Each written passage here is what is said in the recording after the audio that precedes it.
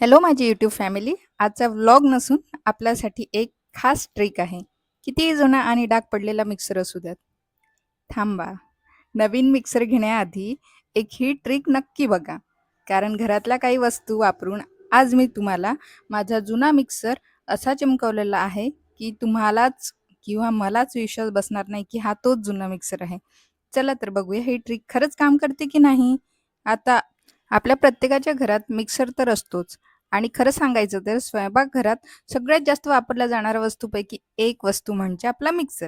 याला नवीन रूप द्यायचंय, पण आपल्याला महागडं कुठलंही वस्तू किंवा लिक्विड वापरायची नाही. सहज जे उपलब्ध होतात आपल्या घरामध्ये त्याच वस्तू घ्यायच्या आहे. ज्या बेकिंग सोडा आहे, त्यामध्ये टाकते व्हिनेगर, थोडासा फेस येणार, मग ते मिक्स करायचं. त्यानंतर आपल्याकडे विम लिक्विड तर असतंच, डिशवॉश लिक्विड, ते त्यामध्ये ॲड करायचं आणि ते छान असं मिक्स करून घ्यायचं. छानसा असा गाढा पेस्ट होणार आणि त्यामध्ये नंतर थोडं पाणी, तेही कोमट पाणी टाकायचं म्हणजे ते सगळं ॲब्झॉर्ब होणार आणि त्याला लिक्विडला थोडा वेळ रेस्ट करू द्यायचं आणि मग ते अप्लाय करायसाठी आपल्याला ब्रश हवा किंवा मग स्क्रबर हवं थोडंसं आणि सगळ्या मिक्सरवर असं टाकून घ्यायचं. जिथे जिथे डाग पडलेले आहेत त्या त्या जागी आपल्याला टाकून घ्यायचं आहे आणि त्यानंतर त्याला 15-20 मिनिटं 15 मिनिटं तरी आपल्याला ते रेस्ट करायला ठेवायचं आहे, जेणेकरून ते रिॲक्ट होईल त्या डागांवर.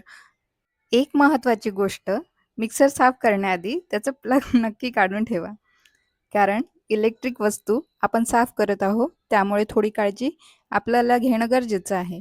मिक्सरवर थेट पाणी अजिबात टाकायचं नाही आणि मोटारच्या भागात तर पाणी अजिबात जाता कामा नये याची विशेष काळजी घ्यायची.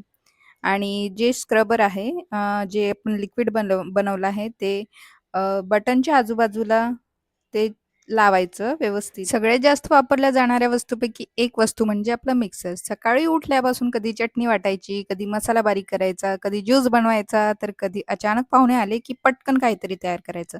प्रत्येक वेळी हा मिक्सर किती मदत करतो ना आपल्याला. पण आपण जे मिक्सर वापरतो, भांडी धुतो, ओटा साफ करतो किंवा पुढच्या कामाला लागतो. मिक्सरच्या जारची स्वच्छता तर आपण करतोच, पण मिक्सरची बॉडी ती मात्र हळू दुर्लक्षित होते. आणि कधी मोठे डाग पडतात किंवा मसाल्याचे डाग पडतात आणि सगळं काही रोजच्या रोज थोडं साचत जाऊन सगळं मिक्सर खराब होतं हे आपल्याला जाणवतही नाही. एखाद्या दिवशी मिक्सरकडे नीट बघितलं की वाटतं, "अरे बापरे! मिक्सर किती खराब झाला." माझंही तसंच झालं. काल संडे होता, त्यामुळे मग मी मिक्सरकडे जरा बघितलं तर ते खूप जास्ती खराब झालेलं दिसलेलं होतं मला आणि म्हणूनच मग ही ट्रिक यूज करायची मी ठरवली. वस्तू जुन्या झाल्या आहेत, तर आपण लगेचच नवीन आणतो किंवा दुसरं सर्च करत असतो. प्रत्येक वेळी खराब झालेली वस्तू असं नाही की ती आपल्याला फेकून द्यायची असं. थोडी स्वच्छता आणि काळजी घेणंही तितकंच गरजेचं आहे. मग हा ओला कपडा थोडासा घेतला आणि स्वच्छ करून घेतलं आणि सुंदर असं आमचं मिक्सर चमकलं. तेच डाग थोडंसं आपल्या मिक्सरच्या बॉडीवर थोडंसं स्क्रब करावं लागेल आणि त्यांना व्यवस्थित कानाकोपऱ्यात आपल्याला ते थोडंसं घासून असा तो मिक्सर छान स्वच्छ होतो आणि सुंदर असा मिक्सर आपला नवीनसारखा तयार होतं. कसं वाटलं क्लीनर तुम्हाला? जरूर सांगा. कारण की याचा जो वायरसुद्धा होता तोही चक्क लखलख करत होता आणि मिक्सरसुद्धा खूप लखलख करत होतं आणि अशा छोट्या-छोट्या गोष्टी किंवा ट्रिक खूप आवडतात मला. आईकडून कधी एखादी ट्रिक मिळतं, कधी सासूबाईंकडून, कधी मैत्रिणींकडून. आता तर आपण व्हिडिओच्या माध्यमातून एकमेकांकडून काही ना काही शिकवतच असतो. तुम्ही सुद्धा नक्की ट्राय करा आणि तुमच्याकडेही अशी काही एखादी ट्रिक असेल क्लिनिंगची तर नक्की मला कमेंटमध्ये सांगा. आजच्या व्हिडिओसाठी इतकंच. आय होप तुम्हाला माझं मिक्सर आणि त्याच्यात चकाकीपणा आवडलेली असेल. तुम्ही नक्की ट्राय करा. भेटूया पुढच्या भागात. तोपर्यंत बाय.